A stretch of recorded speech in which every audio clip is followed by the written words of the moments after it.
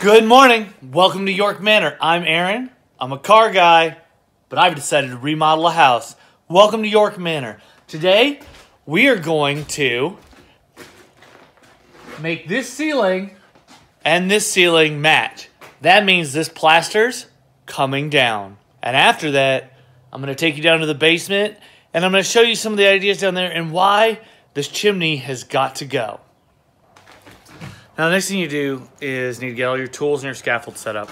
So, what we've got here. This blade, this is what you want when you are skimming off that plaster. You need a pair of gloves. These ones are not particularly protective, but even that little bit of protection on them, because they're cheap and they're effective, and I can just toss them if I ruin them, they work. They work pretty well. And then you need some sort of face covering, especially eye covering. Right, goggles and this scarf will usually do. If you have access to a full face respirator like this, get that. Finally, your 42-inch pry bar, because in this game that we're about to do, reaches everything. And you don't usually need it, but having the hammer close by is important. So the next thing is to set up your scaffold. Right, so we look, the scaffold is set up down here towards the end. So we're gonna start up here and we're gonna push all of our plaster from the ceiling. We're gonna push it that way and we're gonna move backwards against the wind. Again, we're trying to keep that dust out of our face because it's hard to see and it's annoying on top. Okay, so let me show you how this is gonna work. One, remove a light bulb. It's important. These are set to always on because they're just super quick construction ones. So, what we do is you got this guy right here. Now, when this point is facing down, you've got a beveled edge. I don't know if you can quite see that, but it allows it to run smooth.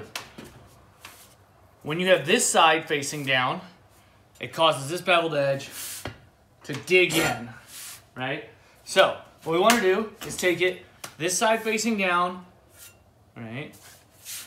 And we want to just give it a few good ones. And then, okay. So what we did there is I created this little pocket. So that hopefully, and this is always the hardest part, I can get in there like that.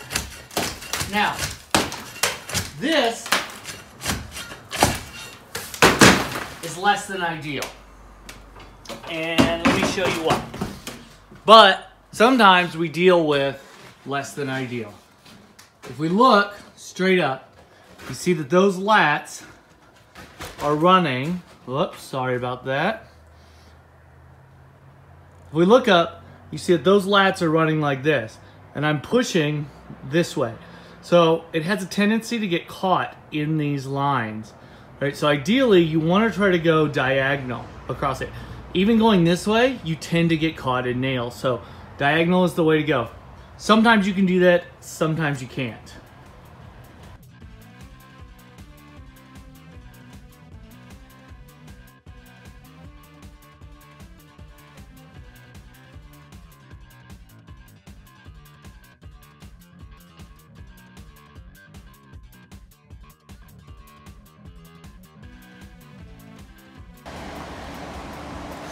Well, there it is. I went ahead and just skinned out the top of that over there and skinned that plaster down over there because really soon I do want to start getting all this out and we've got a plan for it.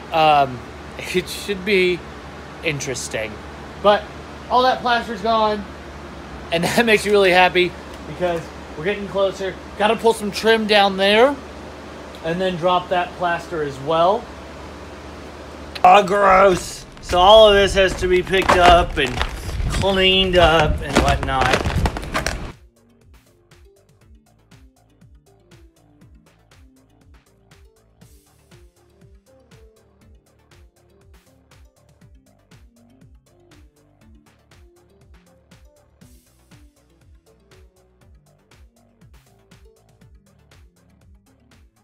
Don't remember if I actually showed you why it was so important, but I found a stud that hasn't been denailed and another one over there. So let me show you.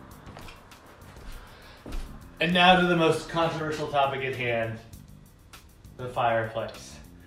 The fireplace is definitely the center when you walk in.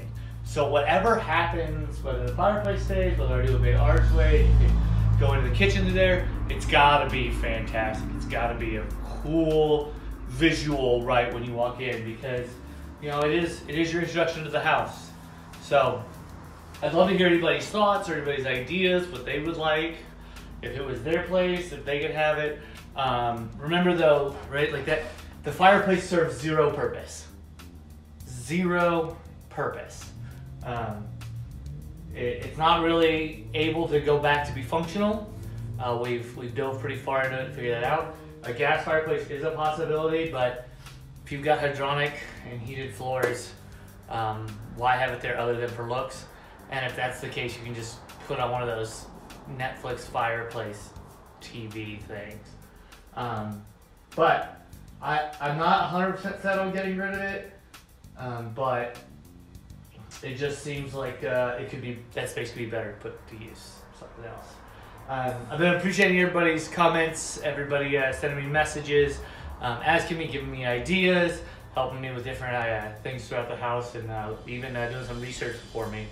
I can't say that enough. I've been enjoying making these. I'm trying to get a little better at it. I don't know what you guys want to see. I don't know what you don't want to see. I don't know what's good. I don't know what's bad. So I'm doing what I can. Let me know what you think.